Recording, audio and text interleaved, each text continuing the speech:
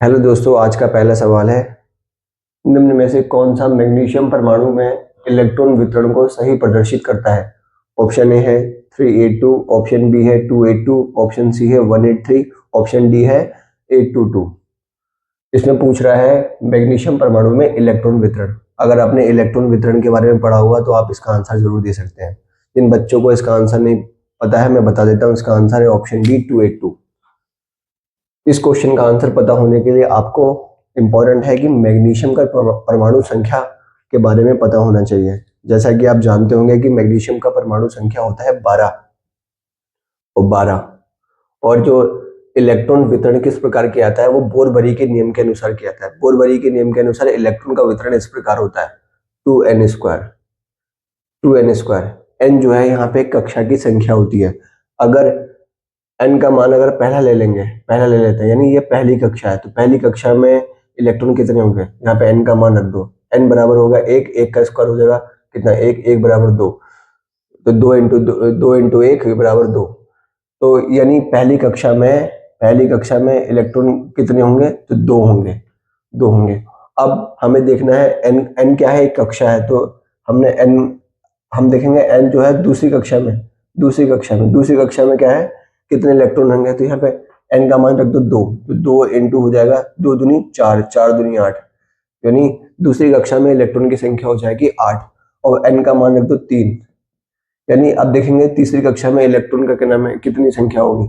तो यहाँ पे रख दो 3, 3 का स्क्वायर हो जाएगा 9, 9 इंटू 2 यानी 18, यानी तीसरे कक्षा में इलेक्ट्रॉन की संख्या हो जाएगी 18। लेकिन हमारे पास तो टोटल इलेक्ट्रॉनों की संख्या कितनी है? 12।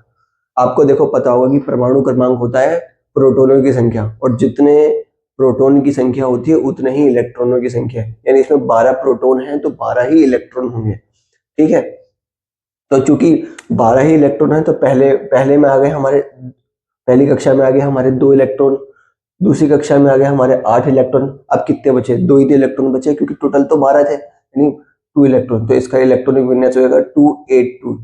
इसका आंसर है ऑप्शन बी। होपफुली आपको ये सवाल समझ में आ गया होगा।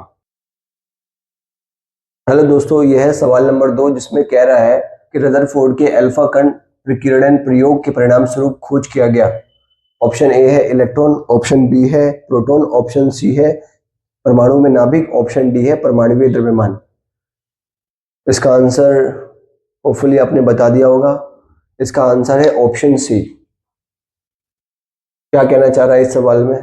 ये कहना चाह रहा है कि जब रदरफोर्ड ने ये अल्फा कण एक्सपेरिमेंट किया था तो उससे क्या रिजल्ट निकल के आया है? तो रिजल्ट निकल के आया कि परमाणु में नाभिक होता है। परमाणु में नाभिक का क्या मतलब होता है? नाभिक बना होता है न्यूट्रॉन प्लस प्रोटॉन से। आपसे सवाल पूछेगा कि परमाणु के नाभिक में क्या होता है, तो परमाणु के नाभिक में न्यूट्रॉन प्लस प्रोटॉन होते हैं। परमाणु के नाभिक में क्या होता है? न्यूट्रॉन तथा प्रोटॉन होता है, और यही न्यूट्रॉन तथा प्रोटॉन मिलकर जो है परमाणु के द्रव्यमान को बनाता है। यानी परमाणु का द्रव्यमान होता है न्यूट्रॉन प्लस प्रोटॉन। अब अल्फा कण प्रकीर्णन प्रयोग क्यों किया गया था? तो रदरफोर्ड ये जानना चाह रहे थे कि उसमें जो इलेक्ट्रॉन है, परमाणु में जो इलेक्ट्रॉन है वो किस प्रकार से है, व्यवस्थित है। तो वो तो नहीं जान पाए सही तरीके से, लेकिन वो परमाणु में नाभिक के बारे में जान पाया, और इसी कारण जो है रदरफोर्ड को नोबेल पुरस्कार भी दिया गया। हेलो दोस्तों, यह है सवाल नंबर 3, जिसमें कह रहा है कि परमाणु का प्रथम मॉडल देने वाले का नाम क्या है? ऑप्शन ए है एन बोर, ऑप्शन बी है ई गोल्डस्टीन, ऑप्शन सी है रदरफोर्ड, और ऑप्शन डी है जे थॉमसन। इस सवाल को ध्यान से पढ़ के अपना आंसर दीजिए। होपफुली आपने अपना आंसर नोट डाउन कर लिया होगा। जिसको नहीं पता है, इसका आंसर है ऑप्शन डी, जे थॉमसन। तो परमाणु का प्रथम मॉडल क्या है? क्या है परमाणु का प्रथम मॉडल? आपको पता है कि परमाणु में इलेक्ट्रॉन, प्रोटॉन और न्यूट्रॉन होते हैं। तो कुछ वैज्ञानिकों ने इस चीज में इंटरेस्टेड थे कि उसमें जो इलेक्ट्रॉन, प्रोटॉन, न्यूट्रॉन किस प्रकार से व्यवस्थित होते हैं। तो इसी के ऊपर सबसे पहले जो प्रयास किया था वो जे थॉमसन ने कहा था। तो जे थॉमसन ने दो मॉडल दिए थे, यानी एक ही मॉडल दिया था, उसके 2 नाम थे, यानी उसे 2 एग्जाम्पल उसे समझाया था। एक प्लम पुडिंग मॉडल, और एक था क्रिसमस केक में लगे मेवे। उन्होंने कहा था जैसे हमारा तरबूज होता है, तो तरबूज में जो लाल पार्ट होता है और छोटे छोटे उसमें दाने होते हैं, काले काले दाने होते हैं। तो उन्होंने कहा था इसी प्रकार जो परमाणु में जो लाल पार्ट है वो है हमारा प्रोटॉन, और जो छोटे छोटे दाने हैं वो है हमारे इलेक्ट्रॉन। और दूसरा मॉडल इन्होंने दिया था केक मॉडल। तो जैसे होता है केक होता है पूरा, तो केक, तो पूरे केक को उन्होंने कहा था ये है परमाणु, और केक में जो लगे छोटे छोटे जो मेवे होते हैं वो उन्होंने कहा था ये है हमारा इलेक्ट्रॉन। तो सबसे पहले इसको बताने का प्रयास किया था हमारे जे जे थॉमसन ने, उसके बाद हमारे आए थे रदरफोर्ड साहब। दोस्तों ये सवाल नंबर 4 है, जिसमें कह रहा है कि X एक तत्व है जिसमें इलेक्ट्रॉन की संख्या 15 और न्यूट्रॉन की संख्या 16 है, तो उपरोक्त विकल्पों में से कौन सा सही आंसर है? ऑप्शन ए है कि 15x31, ऑप्शन बी है 16x31, ऑप्शन सी है 15x16 और ऑप्शन डी है 16x15। तो जिन बच्चों को इसका आंसर नहीं पता है मैं बता देता हूं, इसका आंसर है ऑप्शन ए 15x31। ये बहुत आसान सवाल है, फिर भी मैं इसको बता देता हूं। जैसे अगर किसी तत्व में इलेक्ट्रॉन, प्रोटॉन और न्यूट्रॉन की संख्या को किस प्रकार दर्शाया जाता है। मान लो ये X एक तत्व है, जैसे तत्व कौन कौन सा होता है, जैसे नाइट्रोजन एक तत्व है, हाइड्रोजन एक तत्व है, ऑक्सीजन एक तत्व है। तो ये जितने भी तत्व हैं तो उसमें इलेक्ट्रॉन, प्रोटॉन और न्यूट्रॉन को किस प्रकार दिखाया जाता है। मान लो X की जगह हमने अगर सोडियम ले लो, सोडियम एक तत्व है, सोडियम एक तत्व है। तो सोडियम में जो यहाँ नीचे लिखा जाएगा तो वहां पे वो प्रोटॉनों की संख्या लिखी जाएगी, और जो ऊपर लिखा जाएगा वो प्रोटॉन प्लस न्यूट्रॉन की संख्या लिखी जाएगी। ठीक है, तो मैंने आपको पहले भी बताया है कि प्रोटॉन की संख्या किसी परमाणु में जितनी प्रोटॉन की संख्या होती है उतने ही इलेक्ट्रॉन की संख्या होती है, और प्रोटॉन और न्यूट्रॉन की संख्या को मिला के क्या है, परमाणु भार बनता है या परमाणु द्रव्यमान बनता है। अब जैसे एक्स एक्स कोई परमाणु तत्व है, कोई परमाणु है या कोई तत्व है, तो इसमें परमाणु की संख्या कहाँ आएगी, परमाणु की संख्या। लेकिन हमें परमाणु की संख्या तो पता नहीं है, इलेक्ट्रॉन की संख्या दे रखी है। तो मैंने बताया था आपको जितने इलेक्ट्रॉन की संख्या होगी उतने ही हमारे प्रोटॉन की संख्या होगी। तो नीचे आएगा हमारा प्रोटॉन और ऊपर आएगा प्रोटॉन प्लस न्यूट्रॉन। क्योंकि हमें प्रोटॉन की संख्या नहीं पता है लेकिन इलेक्ट्रॉन की संख्या पता है, तो इलेक्ट्रॉन की संख्या जितनी होती है उतनी ही प्रोटॉन की संख्या होती है। तो यहाँ जो है प्रोटॉन की जगह आ जाएगा हमारा 15, यहाँ आ जाएगा 15, और यहाँ प्रोटॉन की जगह आ जाएगा फिर 15, और न्यूट्रॉन की संख्या दे रखी है 16, और जब 15 और 16 को जोड़ेंगे तो 31। तो इसका आंसर हो जाएगा 15x31। होपफुली दोस्तों ये आपको समझ में आ गया होगा। दोस्तों ये सवाल नंबर 5 है, जिसमें कह रहा है कि डाल्टन के परमाणु सिद्धांत ने सफलतापूर्वक समझाया। यानी डाल्टन ने परमाणु सिद्धांत दिया था और इन सिद्धांत के अनुरूप उन्होंने कुछ नियमों को प्रतिपादित किया। आइए देखते हैं कौन से नियम है वो। पहला एक है द्रव्यमान संरक्षण का नियम, ऑप्शन बी है स्थिर अनुपात का नियम, ऑप्शन थर्ड है रेडियो एक्टिविता का नियम, और ऑप्शन डी है गुणित अनुपात के नियम। जिन बच्चों को इसका आंसर नहीं पता है मैं बता देता हूँ, इसका आंसर है ऑप्शन डी, फर्स्ट, सेकेंड व फोर्थ, यानी द्रव्यमान संरक्षण का नियम, स्थिर अनुपात का नियम और गुणित अनुपात का नियम। जो यह है डाल्टन ने परमाणु सिद्धांत से द्रव्यमान संरक्षण का नियम, स्थिर अनुपात का नियम और गुणित अनुपात के नियम को प्रतिपादित किया। द्रव्यमान संरक्षण का नियम क्या है? आपको पता है कि द्रव्यमान को ना तो सृजित किया जा सकता है ना ही उसका विनाश किया जा सकता है। द्रव्यमान को सिर्फ एक रूप से दूसरे रूप में परिवर्तित किया जा सकता है। अब आता है स्थिर अनुपात का नियम। स्थिर अनुपात का नियम है अगर किसी यौगिक में अगर दो तत्व अगर से मिलकर अगर एक यौगिक का निर्माण होता है तो उसमें जो भाग लेने वाले जितने भी तत्व होते हैं उनका जो परमाणु द्रव्यमान होगा उसका अनुपात स्थिर होगा। इसको इस एग्जांपल से बताया जा सकता है, जैसे पानी है H2O, यानी इसमें हाइड्रोजन के 2 परमाणु और ऑक्सीजन के 1 परमाणु, और इनके जो द्रव्यमान होगा वो इस रेशियो में होगा। जैसे H2O यानी हाइड्रोजन का परमाणु द्रव्यमान कितना होता है 1, तो ये हाइड्रोजन है कितने 2, तो 2 और ऑक्सीजन कितना होता है का परमाणु द्रव्यमान होता है 16, तो 1:8।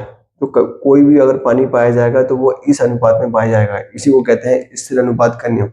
और जो अब आता है ऑप्शन थर्ड, रेडियो एक्टिविता का नियम। ये रेडियो एक्टिविता का नियम जो था रदरफोर्ड ने दिया था, इसलिए इसका आंसर ये नहीं था। और गुणित अनुपात का नियम में जो है इन्होंने डाल्टन ने क्या नाम है प्रतिपादित किया था। दोस्तों ये सवाल नंबर 6 है, जिसमें कह रहा है कि एक संयोजकता वाले तत्व होते हैं। ऑप्शन ए सदैव धातु, ऑप्शन बी सदैव उपधातु, ऑप्शन सी धातु या धातु और ऑप्शन डी अधातु। होपफुली जिन बच्चों का आंसर आ गया होगा ठीक है, और जिन बच्चों का आंसर नहीं आया है बता देता हूँ, इसका आंसर है ऑप्शन सी धातु या अधातु। जैसे कि आप जानते हैं कि एक संयोजकता किस किस की हो सकती है। एग्जाम्पल से सोडियम, सोडियम एक धातु है जिसकी संयोजकता होती है +1, और ये होता है क्लोरीन, क्लोरीन एक होती है अधातु और इसकी संयोजकता होती है -1। अब जब ये सोडियम और क्लोरीन एक दूसरे से क्रिया करके क्या करते हैं, यौगिक बनाते हैं। तो जैसे ऐसे बनाते हैं, जैसे NaCl, इसका क्या नाम है, इसमें +1 है और ये -1 है, तो ये इससे गुणा हो जाएगा, ये इससे गुणा हो जाएगा, तो एक की अगर जब -1 से गुणा हो जाएगी तो Na और ये हो जाएगा Cl, NaCl, ये हो जाएगा हमारा NaCl। तो हमें पूछ रहा था कि संयोजकता एक किसकी होती है, तो इसका आंसर हमें ऑलरेडी पता चल चुका है कि धातु एवं अधातु। दोस्तों ये सवाल नंबर 7 है, जिसमें कह रहा है कि परमाणु मॉडलों को उनके कालक्रम अनुसार व्यवस्थित करो।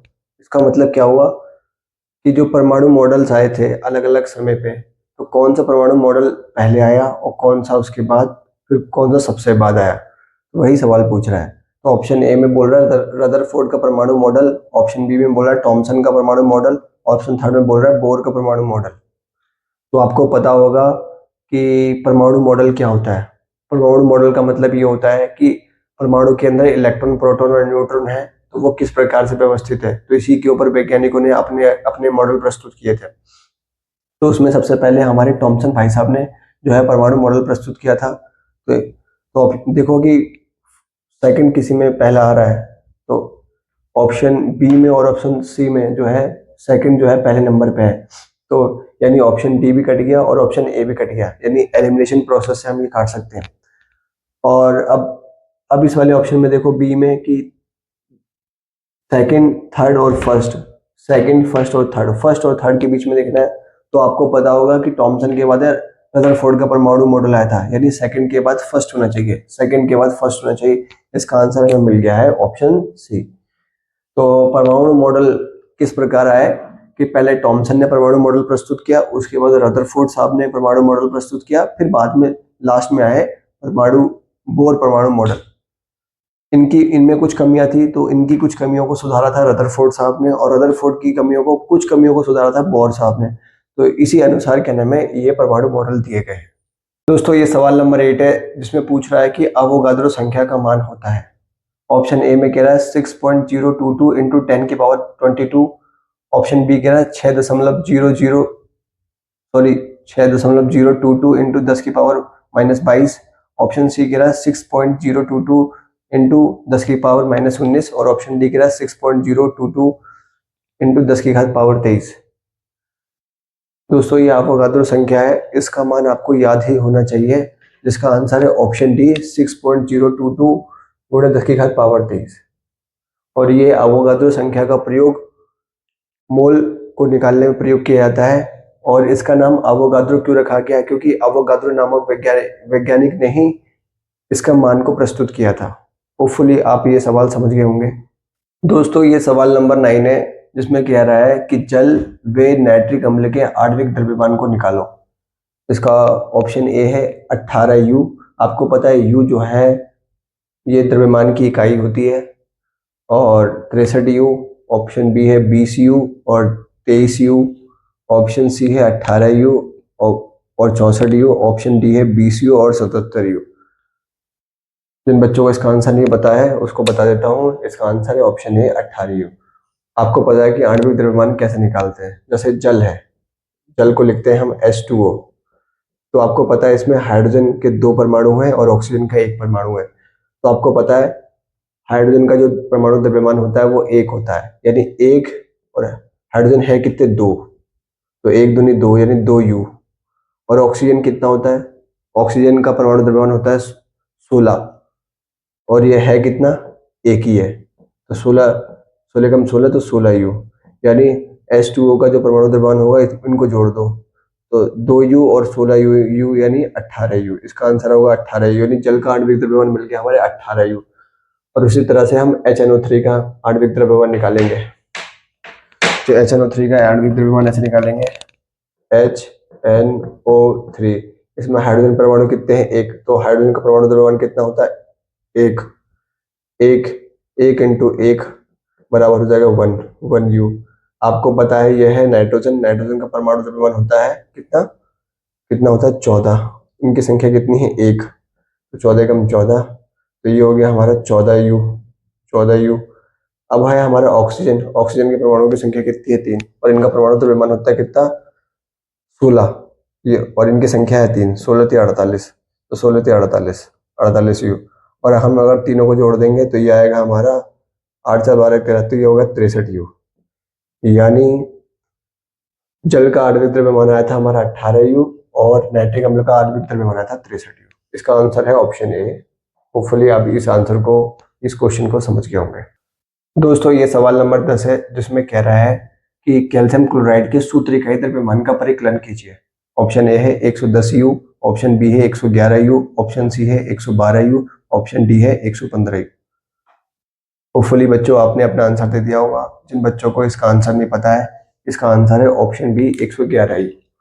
आइए जानते हैं कि कैल्शियम क्लोराइड के सूत्र इकाई द्रव्यमान को हम कैसे निकालते हैं। अगर आपको आणविक द्रव्यमान निकालना आता है तो सूत्र इकाई द्रव्यमान भी निकालना आता है, क्योंकि आणविक द्रव्यमान और सूत्र इकाई द्रव्यमान एक ही प्रकार से निकाला जाता है। आइए जानिए कि कैसे निकालते हैं सूत्र इकाई द्रव्यमान। जैसे यह है कैल्शियम क्लोराइड। कैल्शियम क्लोराइड, यहाँ पे कैल्शियम का परमाणु द्रव्यमान कितना होता है? कैल्शियम का परमाणु द्रव्यमान होता है 40U और इनकी संख्या कितनी है? एक, यानी होगा 40U। और क्लोरीन का परमाणु द्रव्यमान कितना होता है? क्लोरीन का परमाणु द्रव्यमान होता है 35.5U और इनकी संख्या कितनी है? 2। तो जब इसकी गुणा करेंगे तो आएगा हमारा 71। और जब हम दोनों को जोड़ देंगे तो हमारा आएगा 111U। यानी कैल्शियम क्लोराइड का जो सूत्र इकाई द्रव्यमान है वो होता है हमारा 111U।